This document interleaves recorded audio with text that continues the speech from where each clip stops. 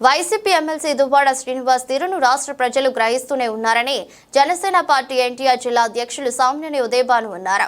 Deputy CM Pawan Kalyan గారిపై కూటమి ప్రభుత్వంపై దువ్వాడ చేసిన ఆరోపణలను ఆయన తీవ్రంగా ఖండించారు. గురువారం తన నివాసంలో ఏపీఐఐసీ డైరెక్టర్ మండలి రాజేష్ గారితో కలిసి విలేకరుల సమావేశంలో మాట్లాడారు. దువ్వాడ శ్రీనివాస్ అనుచిత వ్యాఖ్యలపై దుమ్మెత్తిపోశారు. పవన్ కళ్యాణ్ గారికి నెల 50 కోట్ల ముడుపుల రూపంలో వస్తున్నాయంటూ శ్రీనివాస్ చేసిన వ్యాఖ్యలు సభ్య సమాజం తలదించుకునేలా ఉన్నాయని తెలిపారు. ఒక అర్జున్ లాంటి వాడు, ఆయన మహాభారతంలో అర్జున్ లాంటి వాడు పవన్ కళ్యాణ్ గారు. తప్పకుండా ఆయన సమయం వచ్చినప్పుడు ఇవాళ ఆయన బాణాలు వేస్తారు. తప్పకుండా దానికి మంచి పరిపాలన చేసే అనుభవాన్ని గడించాడు. కేంద్రంలో కూడా మంచి గుర్తింపు ఉంది. రాష్ట్ర ప్రజలకు కూడా ఒక నమ్మకాన్ని కలిగించారు. ఒక ఆర్టిస్ట్గా వచ్చి, సినీ ఆర్టిస్ట్గా వచ్చి ఇంత బ్రహ్మాండంగా చేస్తారని చెప్పి ఎవరు ఊహించలా. అటువంటి మంచి పరిపాలన అందించే పవన్ కళ్యాణ్ గారిని కూడా మీరు చూసి నేర్చుకోవాలని చెప్పి దువ్వాడ శ్రీనివాస్ గారిని హెచ్చరిస్తున్నాను. పెద్ద పరిస్థితి వేరు, ఇవాళ పరిస్థితి వేరు. ఆనాడు ఎక్కడ ప్రజాస్వామ్యతంగా జరగల, పరిపాలన ప్రజాస్వామ్యతంగా జరగలేదు కాబట్టే ఇవాళ ప్రజాస్వామ్యతంగా జరపాలి పరిపాలన అని ఇవాళ చంద్రబాబు నాయుడు గారు, పవన్ కళ్యాణ్ గారు కలిసి ఒక ప్రణాళికాబద్ధంగా ప్రభుత్వాన్ని పరిపాలిస్తూ ఉన్నారు. ఇవాళ పరిపాలన ఇంకా మాకు చాలా టైం ఉంది. 4 మాసాల టైం ఉంది మాకు. ఈ 4 సంవత్సరాలు 4 మాసాలు తప్పకుండా అనుకున్న కార్యక్రమాలు, చేసిన వాగ్దానాలు తప్పకుండా నెరవేరుస్తారు. ఎందుకంటే గత ప్రభుత్వంతో మీరు పోల్చమాకండి. గత ప్రభుత్వం పరిపాలన వేరు, ఈ ప్రభుత్వ పరిపాలన వేరు. ఇది సుపరిపాలన అని చెప్పి మేము ఖచ్చితంగా చెప్పగలుగుతున్నాం. తప్పకుండా న్యాయంగా, ధర్మంగా ప్రజలకు ఇవ్వాల్సిన అవసరాలను తప్పకుండా తీర్చి మాట నిలబెట్టుకుంటామని చెప్పి కూడా మేము తెలియజేస్తున్నాం. అలానే ఇవాళ మీరు నిజంగా మాట్లాడిన మాటలు చూస్తుంటే అసలు మీకు పిచ్చెక్కినట్టుగా మాట్లాడారు. మీకు ఏదో మానసిక పరిస్థితి బాగాలేదన్నట్టుగా అనిపిస్తుంది మీ యొక్క డైలాగ్ని చూస్తూ ఉంటే. దయచేసి దువ్వాడ శ్రీనివాస్ గారు, మీరు ఆరోగ్యాన్ని జాగ్రత్తగా చూసుకోండి. అనవసరమైన మాటలు మాట్లాడి మమ్మల్ని రెచ్చగొట్టొద్దని చెప్పి, జన సైనికుల్ని వీర మహిళని రెచ్చగొట్టొద్దని చెప్పి నేను మీకు తెలియజేస్తున్నాను.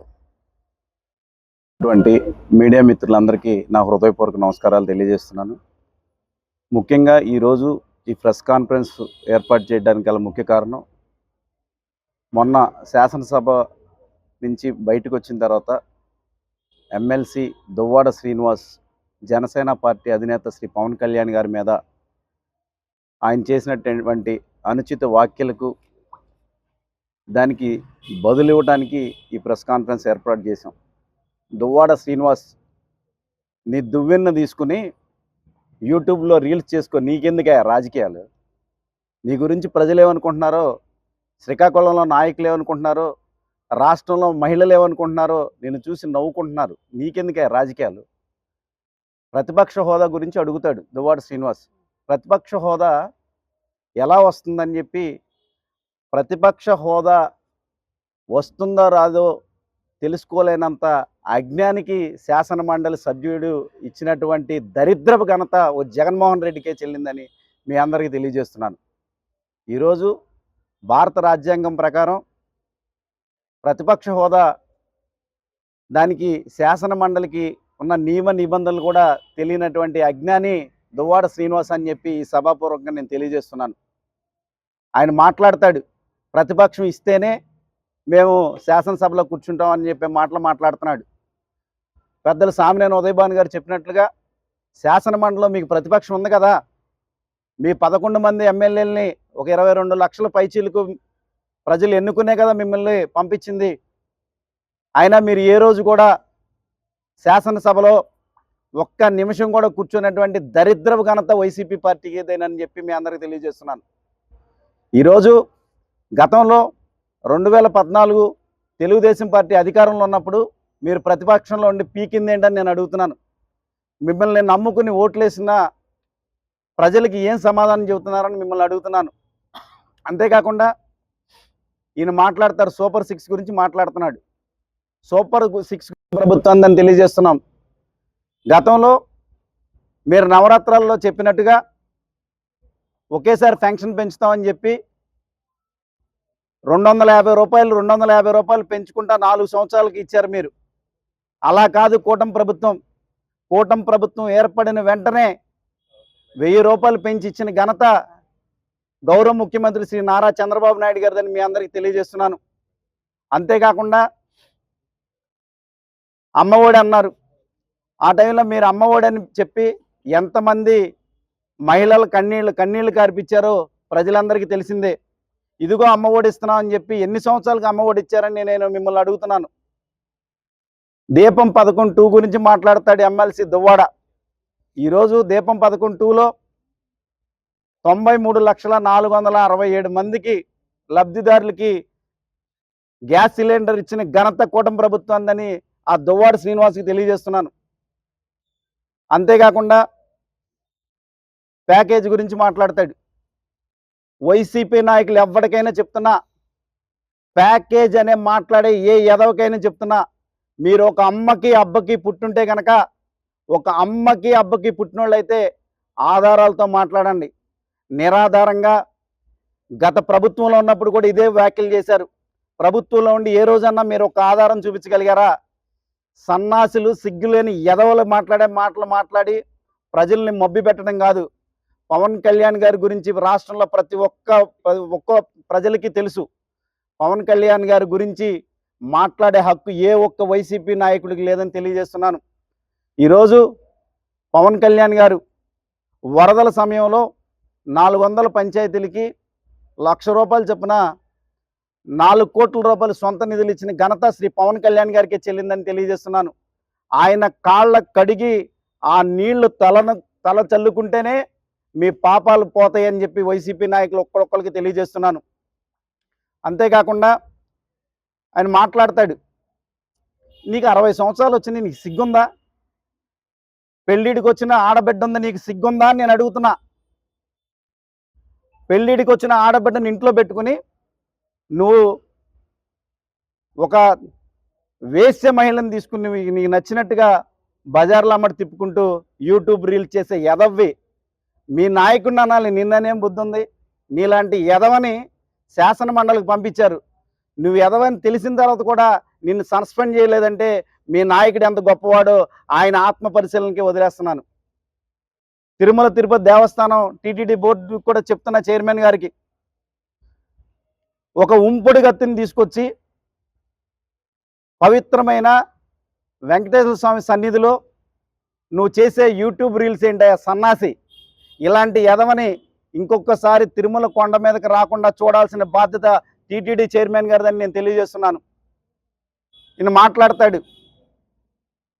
టీవీలో కూడా పక్కన పెట్టేశారంటారు. గత ప్రభుత్వంలో నువ్వు చేసిందేంటి? ఈ టీవీని రానిచ్చావా? టీవీ పైన రానిచ్చావా? ఏబిఎన్ రానిచ్చారా? ఆత్మపరిశీలన చేసుకోండి. మీరు ఎవరు టీవీలో రానిట్లా ఇక్కడ చూడండి ఏ టీవీలు ఉన్నాయో. నీ సాక్షి కూడా ఉంది, ఇదిగో. మాట్లాడే ముందు ఒళ్ళు దగ్గర పెట్టుకుని మాట్లాడు దువ్వాడ శ్రీనివాస్.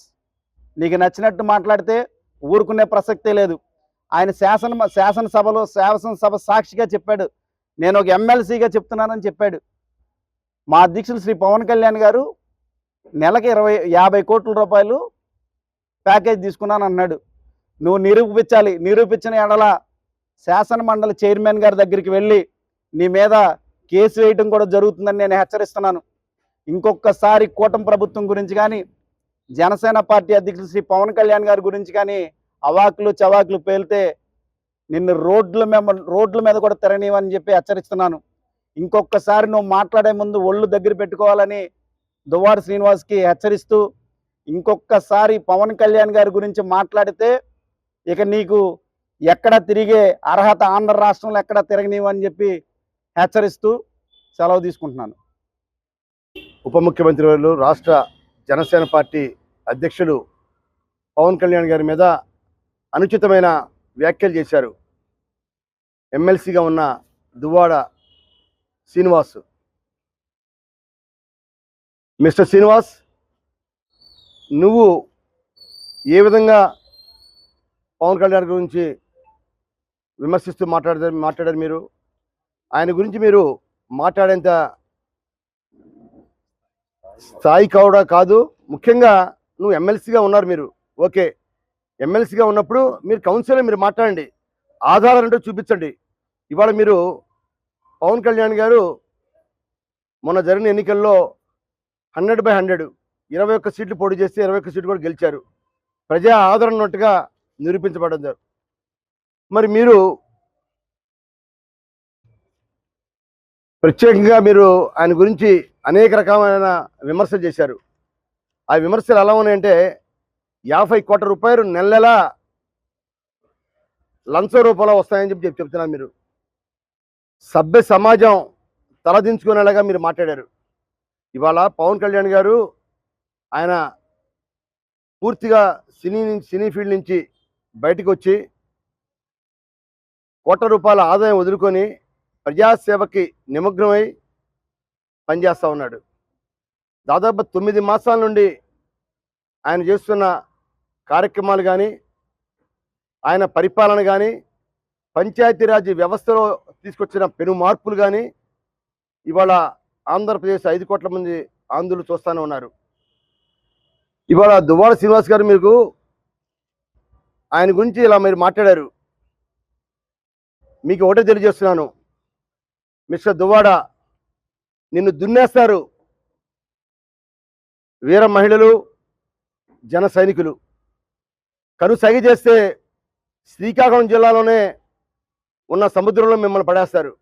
ఎందుకంటే మీ యొక్క పరిస్థితి గత సంవత్సరం నుండి కూడా, ఎన్నికలైన దగ్గర నుండి మీ యొక్క పరిస్థితి, మీ యొక్క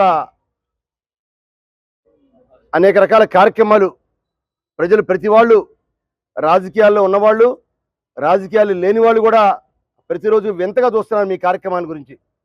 ఎలాంటి వింత అంటే నిజంగా ఏ రాజకీయ నాయకుడు కూడా ఈ విధమైన ప్రవర్తన ఎక్కడా లేదు. అటువంటి ప్రవర్తనతో మీరు తిరుపతి రోజు కనిపిస్తున్నారు, హైదరాబాద్లో చీరల వ్యాపారం మీదే అంటున్నారు, షూటింగ్లు తీస్తూ ఉన్నారు, ఇవన్నీ కూడా చూస్తూ ఉన్నారు. ప్రజలు నవ్వుకుంటున్నారు. మీరు ఒక ఎమ్మెల్సీగా ఉన్నప్పుడు, ఎమ్మెల్సీ అంటే ఏంటి, మీరు ఎమ్మెల్సీ అంటే ప్రజాసేవ చేయడానికి ఎమ్మెల్సీ మీరు. అంతేగాని మీరు చేసే కళలు, మీరు చేసే వేషాలు, మీ శ్రీకాకుళం జిల్లాలో ప్రెస్ మీట్లు ఇవన్నీ కూడా ప్రజలు గమనిస్తున్నారు. మీరా విమర్శించేది మా పవన్ కళ్యాణ్ గురించి? పవన్ కళ్యాణ్ గారు నిబద్ధత గల వ్యక్తి, పరిపాలన చేస్తూ ఉన్నారు. ఇవాళ 5 సంవత్సరాలకి మ్యాండేట్ ఇచ్చారు ప్రజలు. 5 సంవత్సరాలు పరిపాలన చేయడానికి మాకు టైం ఉంది. కేవలం 8-9 మాసాలకే సూపర్ 6 అమలు జరగాలి, అన్నీ చేయాలంటే ఇది అద్భుత దీపం ఎక్కడా లేదు. ఇవాళ క్రమేపీ ఆయనకి 14 సంవత్సరాల ముఖ్యమంత్రిగా చేసే అనుభవం ఉంది చంద్రబాబు నాయుడు గారికి. అలానే పరిపాలన దక్షత ఉంది, కేంద్ర ప్రభుత్వం ఆశీస్సులు ఉన్నాయి. ఇవాళ ఒక పక్క పోలవరం పరిగెత్తిస్తూ ఉన్నారు, మరో పక్క అనేక రకాల రాజధానికి, ఇవాళ మనకి రాజధాని అంటే ఏంటి లేదు, ఎక్కడ లేదు. ఇవాళ పిల్లల్లో అడిగితే పాఠ్యాంశాల్లో ఎక్కడ కూడా రాజధాని పేరంటూ కనిపించడం మనకి. అటువంటి పరిస్థితి మారిపోయి ఒక రాజధాని అమరావతిగా ఇవాళ 15,000 కోట్లతోటి శ్రీకారం చుడుతున్నారు. ఇదంతా అభివృద్ధి కాదా? సంక్షేమం చేస్తారు తప్పకుండా, సంక్షేమం తప్పనిసరిగా 100% చేస్తారు. సూపర్ 6 అమలు పరుస్తారు. ఇవాళ సిలిండర్లు ఇస్తా ఉన్నారు, సిలిండర్లు ఇవ్వలేదని మాట్లాడారు మీరు. అనేక రకాలుగా మీరు విమర్శలు చేశారు. ఏదో విమర్శించాలి అని చెప్పి మీరు అనుకోవడం తప్ప, ఆ విమర్శలు ఎక్కడ కూడా ప్రజలు నవ్వుకుంటున్నారు మీరు చేసే విమర్శల్ని. ఇవాళ ఎవరు దొరక్క మీలాంటి వాళ్ళు దొరికారు ఆ విమర్శించడానికి వైఎస్ఆర్ పార్టీ నుంచి. నిజంగా మీకు ఉంటే ఓ పాయింట్ ఉంటే చెప్పండి. 50 కోట్ల రూపాయలు లంచాలు తీసుకోవాల్సిన పరిస్థితి ఆయనకి లేనే లేదు. ఆయన సొంత డబ్బులు పంచాయతీరాజ్ మంత్రిగా అయిన తర్వాత ఆగస్టు 15 సరైన జెండాలు కూడా ఎగరైపోతే ఆయన జెండాలు ఎగరేయడానికి కూడా సర్పంచులకు అవకాశం కల్పించారు. ట్యూబ్ లైట్ పోతే ట్యూబ్ లైట్ వేయడానికి డబ్బులు లేకపోతే ఇవాళ పంచాయతీరాజ్కి, సర్పంచెస్కి ఓ దిశ కల్పించారు. ఎనర్జీస్ ఫండ్స్ పట్టుకొచ్చారు. అనేక రకాల మార్పులు చేస్తున్నారు. పంచాయతీరాజ్ శాఖలో ప్రమోషన్లు పెండింగ్ ఉంటే ఆ ప్రమోషన్లు కూడా వాళ్ళ ఉద్యోగస్తుల్లో ఒక వెలుగుని నింపారు. ఆయన అనేక రకాల కార్యక్రమాలు చేస్తూ ఉన్నారు. మీరా మాట్లాడేది దువ్వాడ శ్రీనివాస్. ఇక నుంచైనా చెప్తున్నాను మీకు, ఇవాళ మీరు మాట్లాడిన మాటలు మంచి పద్ధతి కాదు. బలమైన జన సైనికులు ఉన్నారు పార్టీకి, వీర మహిళలు ఉన్నారు. ఇవాళ మేము తలుచుకుంటే మిమ్మల్ని రోడ్డు మీద కూడా తిరగనేమో, కానీ అలా మేము రౌడిజంగా మాట్లాడే పద్ధతి మాది కాదు. మాది ఒక క్రమశిక్షణ పార్టీ. ఎందుకు మాట్లాడుతున్నామంటే మరీ మెత్తగా ఉంటే పిచ్చి పిచ్చిగా మీరు మాట్లాడుతున్నారు. మీరు పిచ్చి పిచ్చిగా మాట్లాడొద్దని చెప్పి మీలాంటి నాయకులకు నేను తెలియజేస్తున్నాను. మీకు దమ్ము ధైర్యం ఉంటే ఆధారాలు చెప్పండి, ఆధారం నిరూపించండి. అనవసరంగా మాట్లాడితే మరొక్కసారి పరిగెత్తించి కొడతారు మిమ్మల్ని. జాగ్రత్త, మరొకసారి మీకు హెచ్చరిస్తున్నాం.